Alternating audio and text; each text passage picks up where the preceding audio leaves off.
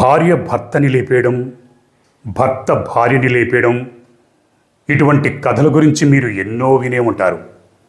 నేనే ఇటువంటి కథలు ఎన్నో చెప్పాను. ఈరోజు కూడా ఒక భార్య తన భర్తని లేపేసే కథే. కాకపోతే ఈ కథలో కొన్ని ట్విస్ట్స్ ఉన్నాయి. నంబర్ 1, భర్త 6 feet 6 inches హైట్ ఉండేవాడు. 6 అడుగుల 6 అంగుళాల హైట్ ఉండే భర్తని హత్య చేసి 2 అడుగుల సూట్ కేసులో కుక్కి చట్టం నుంచి పోలీసుల నుంచి తప్పించుకోవాలనుకుంది. కానీ ట్విస్ట్ ఏంటంటే ఈ కేసులో న్యాయం జరిగింది. మరి ఎటువంటి న్యాయం జరిగింది? ఆ 6 feet 6 inches భర్త ఎవరు, భార్య ఎందుకు లేపాననుకుంది, ఈ సంఘటన ఎక్కడ జరిగింది అన్నది ఈ వీడియోలో తెలుసుకుందాం. Hello friends, welcome to Crime Watch with Harshavardhan. పంజాబ్లోని మొహాలీలో ఏకమ్ సింగ్ థిల్లాన్ అనే యువకుడు ఉండేవాడు. ఏకమ్ సింగ్ ఒక ధనవంతుల కుటుంబంలో పుట్టాడు. మొహాలీలోని పేరున్న స్కూల్లో చదువుకున్నాడు, కాలేజీలో చదువుకున్నాడు, డిగ్రీ కంప్లీట్ చేశాడు. డిగ్రీ కంప్లీట్ చేసిన తర్వాత ఏకమ్ సింగ్ ఎన్నో పనులు చేశాడు, ఎన్నో జాబ్స్ చేశాడు. టీ ఎస్టేట్లో మేనేజర్గా పనిచేశాడు. ఆ తర్వాత క్రష్ స్టోన్స్ బిజినెస్ స్టార్ట్ చేశాడు. పెద్దగా లాభాలవి రాకపోవడంతో రియల్ ఎస్టేట్ రంగంలోకి దిగాడు. లాభాలవి బాగానే సంపాదిస్తున్నాడు, డబ్బులవి బాగానే సంపాదిస్తున్నాడు. Ekam Singh 6 feet 6 inches height ఉండేవాడు. యుక్త వయసు వచ్చింది. దాంతో తల్లిదండ్రులు ఏకమ్ సింగ్కి పెళ్లి సంబంధాలు చూడడం మొదలుపెట్టారు. సీరత్ కౌర్ సింగ్ అనే అమ్మాయిని చూశారు. Seerat Kaur 5 feet 11 inches height ఉండేది. సీరత్ చూడ్డానికి అందంగా ఉండేది, పైగా ధనవంతుల కుటుంబంలో పుట్టింది. కాకపోతే సీరత్ తండ్రి చిన్నతనంలో చనిపోవడంతో మేనమామ దగ్గర పెరిగి పెద్దదైంది. మేనమామ పంజాబ్లో కాంగ్రెస్ పార్టీ ఎమ్మెల్యే. ఈ ఇరు కుటుంబాల వాళ్ళు పంజాబ్లో సామాజికంగా ఆర్థికంగా పేరు ప్రఖ్యాతులు ఉన్నవారు. ఇరు కుటుంబాల వాళ్ళు మాట్లాడుకున్నారు. ఏకమ్ సింగ్కి సీరత్ కౌర్ నచ్చింది, సీరత్ కౌర్కి ఏకమ్ సింగ్ నచ్చాడు. దీంతో వీళ్ళిద్దరి పెళ్లి 2005లో అంగరంగ వైభవంగా జరిగింది. ధనవంతుల పెళ్లి కావడంతో పెళ్లికి పెద్ద సంఖ్యలో బంధువులు, ఫ్రెండ్స్ హాజరయ్యారు. వచ్చిన వాళ్ళందరూ ఏకమ్ సింగ్ సీరత్లను చూసి చూడముచ్చటైన జంట అని పొగిడారు. పెళ్ళైన తర్వాత సంవత్సరం తర్వాత వీళ్ళకి ఒక కొడుకు పుట్టాడు. కొడుక్కి గురునవాజ్ సింగ్ అని పేరు పెట్టుకున్నారు. 5 సంవత్సరాల తర్వాత కూతురు పుట్టింది. వీళ్ళ సంసారం హ్యాపీగా సాఫీగా సాగిపోతూ ఉండేది. ఏకమ్ సింగ్ రియల్ ఎస్టేట్ బిజినెస్లో బాగానే డబ్బులవి సంపాదిస్తూ ఉండేవాడు. ఇక్కడ సీరత్ చిన్నప్పటి నుంచి లావిష్ లైఫ్కి అలవాటు పడింది. క్లబ్బులకి వెళుతూ ఉండేది. కానీ అత్తమామలు అప్పుడప్పుడు రిస్ట్రిక్షన్ చేస్తూ ఉండేవారు. దాంతో సీరత్ ఒకరోజు ఏకమ్ సింగ్తో, ఏమండి, నాకు మీ అమ్మ నాన్నలతో ఉండడం ఇష్టం లేదు, మనం వేరే కాపురం పెడదాం, మనకేంటి తక్కువ, మీరు డబ్బులవి బాగానే సంపాదిస్తున్నారు, నాకు ఇక్కడ ఉండబుద్ధి కావట్లేదని చెప్పేసరికి ఏకమ్, సరే చాలామంది భార్యలు ఇలాగే అంటారు కదా అని మొదట్లో పట్టించుకోలేదు. కానీ సీరత్ ప్రతిరోజు వేరే కాపురం పెడదామని చెప్పడంతో భార్య సాధింపులు వేధింపులు భరించలేక అదే మొహాలీలోని ఫేజ్ 3 హౌస్ నంబర్ 116లోకి మారాడు. మారిన తర్వాత వీళ్ళ సంసారం హ్యాపీగా సాఫీగా సాగిపోతూ ఉండేది. కాకపోతే సీరత్కి ఒక తమ్ముడున్నాడు. ఆ తమ్ముడు ఏకమ్ సింగ్ బిజినెస్లో ఏలు పెడుతూ ఉండేవాడు. ఇది ఏకమ్ సింగ్కి నచ్చేది కాదు. ఇక్కడ ఏకమ్ తాను సంపాదించిన ఆస్తుల్లో చాలా భాగం తన భార్య సీరత్ తల్లి అంటే తన అత్త పేరు మీద పెట్టేవాడు. బహుశా ఇన్కమ్ ట్యాక్స్ నుంచి తప్పించుకుందామనో దేని గురించో. తన పేరు మీద పెట్టకుండా తన తల్లి పేరు మీద ఈ ఆస్తులను ఎందుకు పెడుతున్నాడని ఒక విధమైన అనుమానం, కోపం సీరత్లో కలిగాయి. వీళ్ళ సంసారం హ్యాపీగా సాఫీగా సాగిపోతే నేను మీకు స్టోరీ చెప్పేవాడే కాదు. వీళ్ళ సంసారంలోకి 3వ వ్యక్తి అడుగుపెట్టాడు. ఆ వ్యక్తి పేరు నమ్రత్. నమ్రత్ ఒక ఇంజనీర్. సీరత్కి నమ్రత్కి మధ్య ఏర్పడ్డ పరిచయం ప్రేమకి దారితీసింది. ఇద్దరి మధ్య వివాహేతర సంబంధం ఏర్పడింది. ఇక్కడ ఏకమ్ సింగ్ తన రియల్ ఎస్టేట్ బిజినెస్లో డబ్బులు అవి సంపాదిస్తూ బిజీగా ఉండేవాడు. ఇక్కడ సీరత్ తన బాయ్ ఫ్రెండ్ నమ్రత్తో బిజీగా ఉండేది. వీళ్ళ ఈ సంబంధం గుట్టు చప్పుడు కాకుండా కొన్నాళ్ల పాటు సాగింది.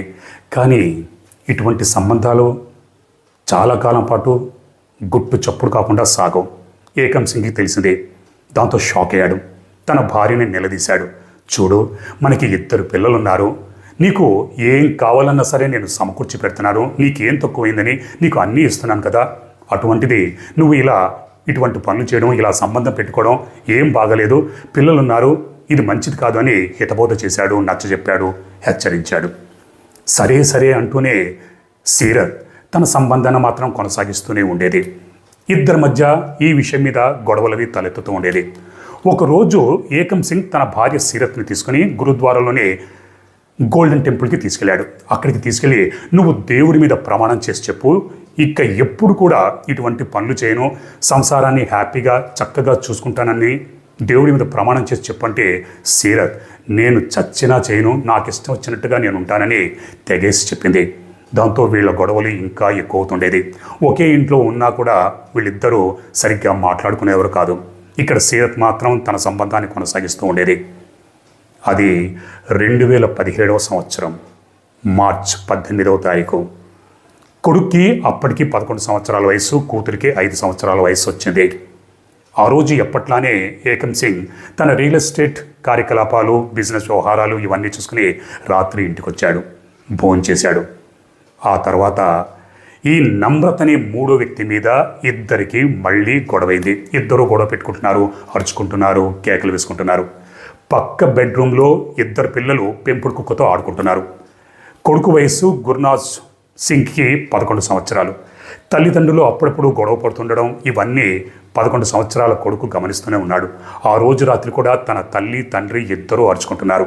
ఆ అరుచుకోవడానికి, కేకలు వేసుకోవడానికి కారణం నమ్రత్ అనే వ్యక్తి. ఈ నమ్రత్ అన్న పేరు మాటి మాటికి బయటకు వస్తుందని 11 సంవత్సరాల కొడుకు గమనించాడు. కానీ తల్లిదండ్రులు కొట్టుకుంటున్నారు, ఏమీ చేయలేక గదిలోనే ఉన్నాడు.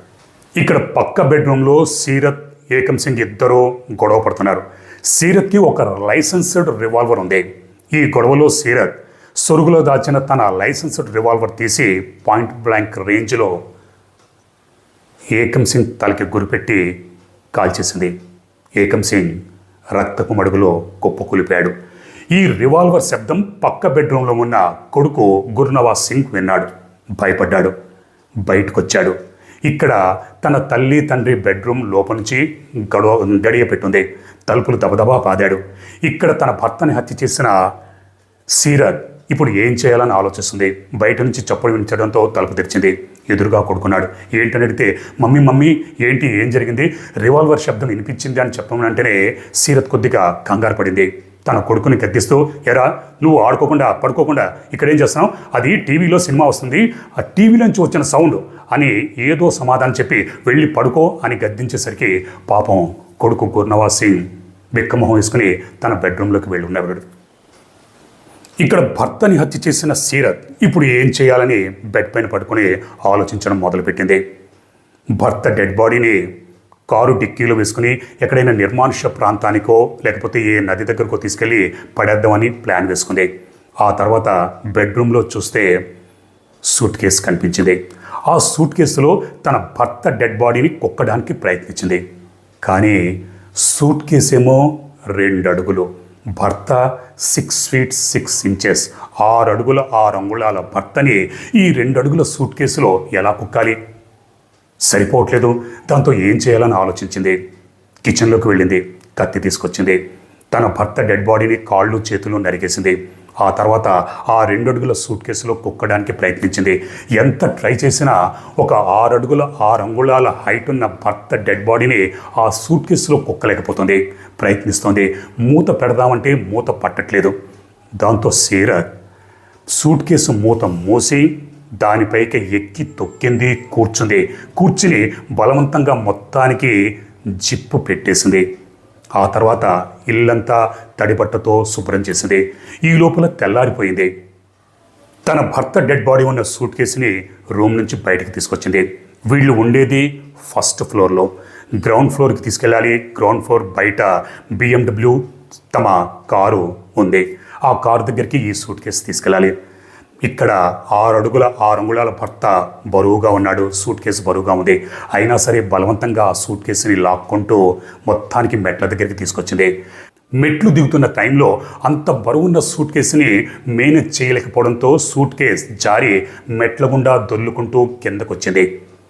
సీరత్ గబగబా పరిగెత్తుకుంటూ మెట్లు దిగొచ్చింది. సూట్ కేసుని లేపింది.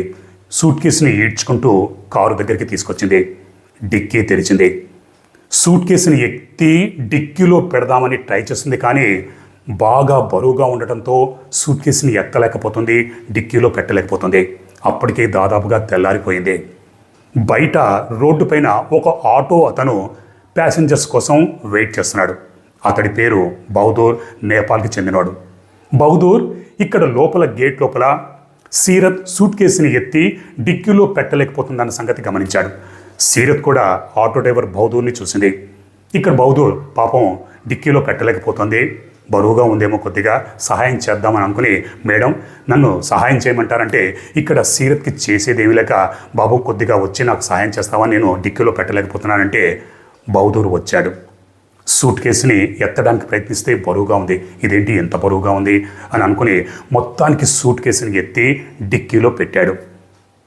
ఆ తర్వాత తన చేతులకు చూసుకుంటే ఎర్రటి ద్రవ పదార్థం, రక్తం. దాన్ని చూసిన బహదూర్ ఒక్కసారిగా ఉలిక్కిపడ్డాడు. సీరత్తో, మేడం సూట్ కేసులో మీరు ఏం పెట్టారు, నా చేతికి ఏదో రక్తంలాగా అంటుందంటే సీరత్ కంగారు పడింది. ఇప్పుడు ఏం సమాధానం చెప్పాలి? అది ఏం లేదు, కలర్ బాటిల్స్ సూట్ కేసులు పెట్టాం, బహుశా అది ఒలిగిపోయి ఉంటుందేమో, సరే చేసిన హెల్ప్కి చాలా థ్యాంక్స్ అని డిక్కీ మూసేసింది. ఇక్కడ ఆటో డ్రైవర్ బహదూర్ ఇదేంటి కలర్ అంటిందా అని అనుమానంగా సీరత్ వైపు చూశాడు. ఆ తర్వాత గొప్పింటి ఆమె ఏమీ చెప్పలేడు, కానీ ఆటో డ్రైవర్లో అనుమానం కలిగింది. సైలెంట్గా బయటకు వచ్చాడు, ఆటోలో కూర్చున్నాడు. ఇక్కడ సీరత్ ఇప్పుడు ఈ కారును నడిపించుకుంటూ ఎక్కడికన్నా తీసుకెళ్ళాలి. మరి ఇక్కడ ఈ ఆటో డ్రైవర్కేమో రక్తం అంటింది అంటే సూట్ కేసులో నుంచి రక్తం కారుతోంది. అనుమానంతో గబగబా మెట్ల దగ్గరికి వెళ్ళింది. మెట్ల మీద అంతా చుక్కలు చుక్కలుగా బ్లడ్ పడిపోయింది గమనించింది. ఇప్పుడు ఇది ఎవరన్నా చూశారంటే వెంటనే మళ్ళీ రూమ్లోకి పరిగెత్తుకెళ్ళింది.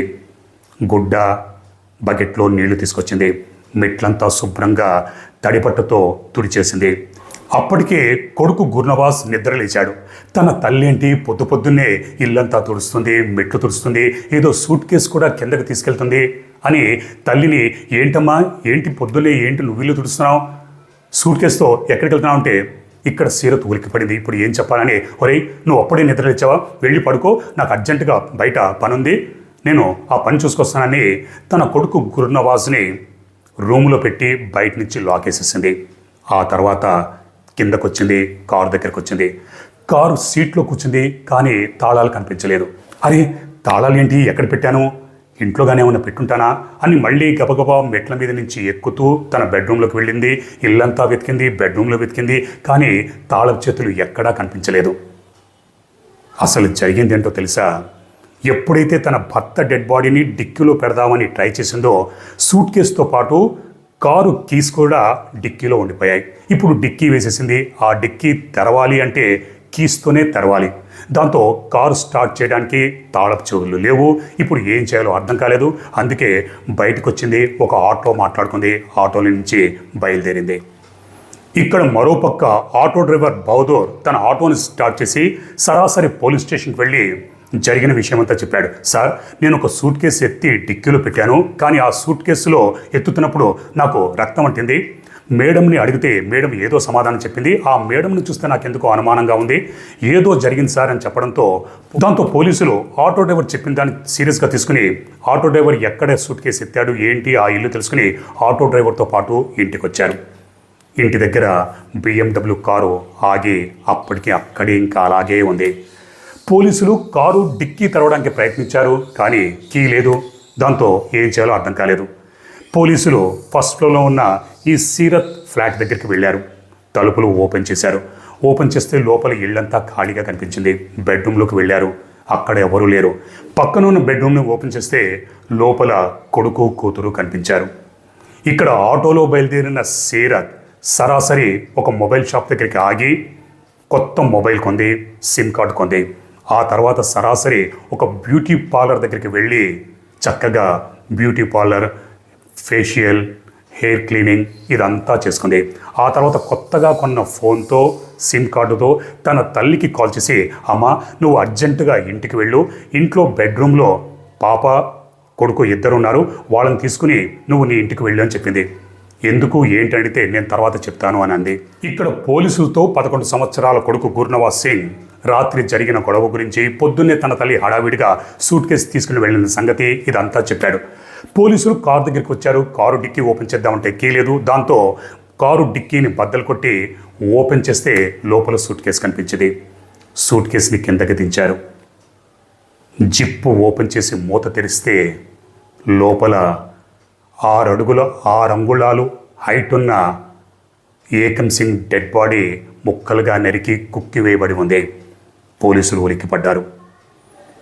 ఈ విషయం ఏకం సింగ్ తల్లిదండ్రులకి, అత్తమామలకి, వీళ్ళందరికీ తెలిసింది. అందరూ హుటాహుటిన ఇంటి దగ్గరికి వచ్చారు.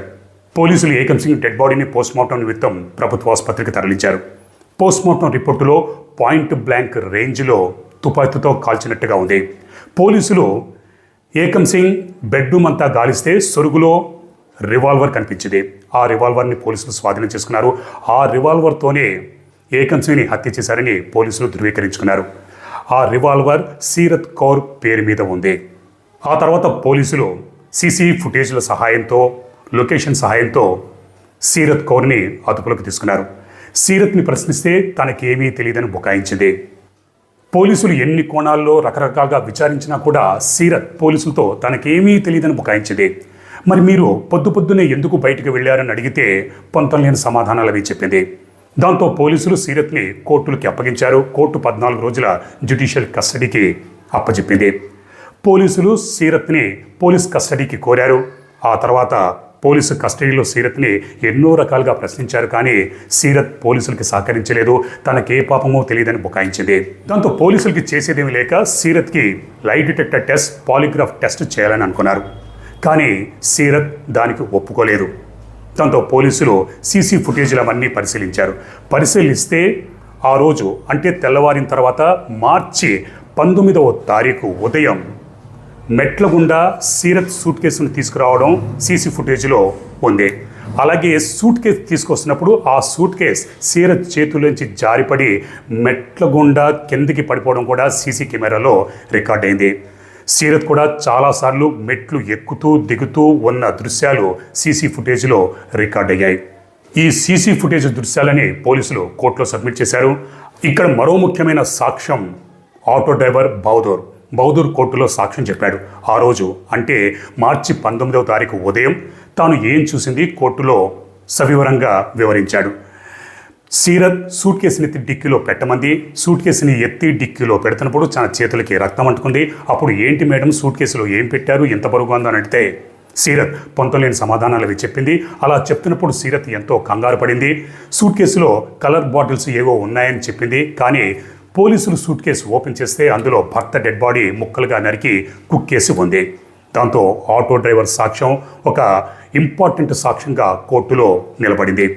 పైగా ఈ కేసులో అతి ముఖ్యమైన సాక్షి కొడుకు గుర్నవాజ్ సింగ్ ఇచ్చింది చాలా అద్భుతంగా, చాలా బలంగా పనిచేసింది. గుర్నవాజ్ తాను ఆ రోజు రాత్రి హత్య జరగడానికి ముందు తల్లి తండ్రి ఇద్దరూ గొడవ పడడం, అరుచుకోవడం, కేకలు వేసుకోవడం, వీళ్ళిద్దరూ నమ్రత్ అనే వ్యక్తి గురించి ఇద్దరూ గొడవపడిన సంగతి, ఆ తర్వాత గదిలో నుంచి రివాల్వర్ పేలిన సంగతి తనకు వినిపించింది. ఆ తర్వాత తల్లిని అడిగితే తల్లి టీవీలో నుంచి వచ్చిన శబ్దం అని చెప్పింది. తనని గద్దించింది. దాంతో పడుకుండిపోయాడు. తెల్లారి లేస్తే తన తల్లి హడావుడిగా ఇల్లంతా తుడుస్తుంది, బట్ట పెట్టి రక్తం మార్కలు అవన్నీ తుడిచింది, మెట్లు కూడా తుడిచింది. సూట్ కేసుని తీసుకెళ్ళడం ఇదంతా పోసగుచ్చినట్టుగా 11 సంవత్సరాల కొడుకు గుర్నవాజ్ సింగ్ కోర్టులో వివరించాడు. ఈ కొడుకు సాక్ష్యం కోర్టు చాలా ఇంపార్టెంట్ సాక్ష్యంగా తీసుకుంది. కానీ సీరత్ తరఫున వాదిస్తున్న లాయర్లు మాత్రం కేసు నుంచి సీరత్ని తప్పించడం కోసం నానా విధాలుగా ప్రయత్నించారు. ఇక్కడ సీరత్ కూడా నేను ఈ హత్య చేయలేనని మొదట్లో అన్నా, చివరికి తాను హత్య చేశానని ఒప్పుకుంది. ఎందుకు హత్య చేశామని అడిగితే తన భర్త తాగుడికి అలవాటు పడ్డాడు. ఆ తాగుడుకి అలవాటు పడి వచ్చిన ఆస్తినంతా హారతి కర్పూరంలా కరిగించేస్తూ ఉన్నాడు. డబ్బులని అవగొట్టేశాడు.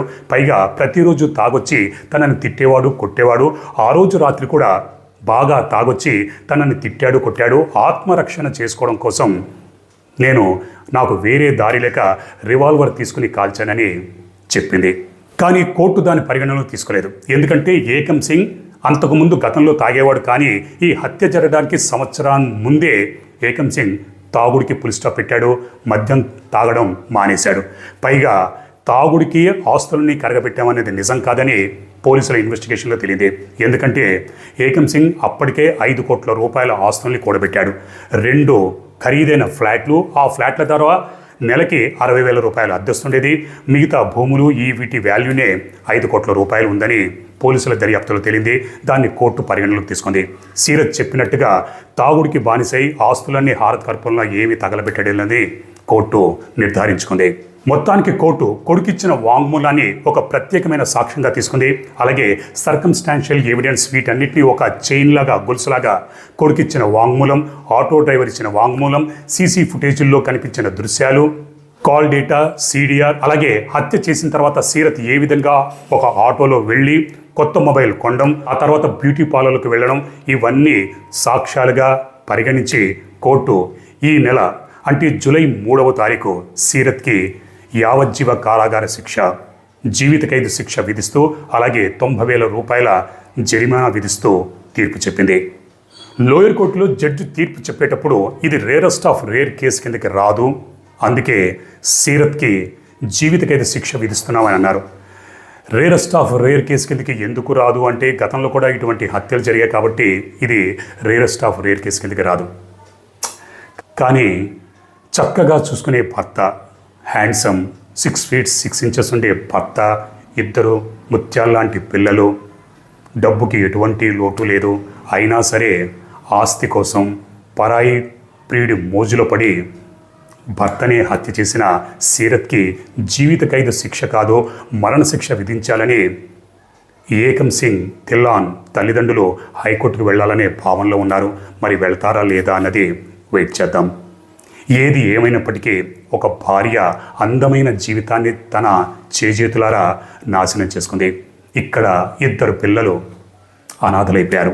మరి ఈ స్టోరీ ఉన్న తర్వాత మీరేమనుకుంటున్నారో మీ అభిప్రాయాన్ని కామెంట్స్లో నాకు తెలియజేయండి. రేపు మరో నిజమైన క్రైమ్ స్టోరీతో నేను మళ్ళీ మీ ముందుంటాను. అప్పటిదాకా మీరు మీ కుటుంబ సభ్యులు క్షేమంగా, సురక్షితంగా, అప్రమత్తంగా ఉండాలని కోరుకుంటూ మీ హర్షవర్ధన్.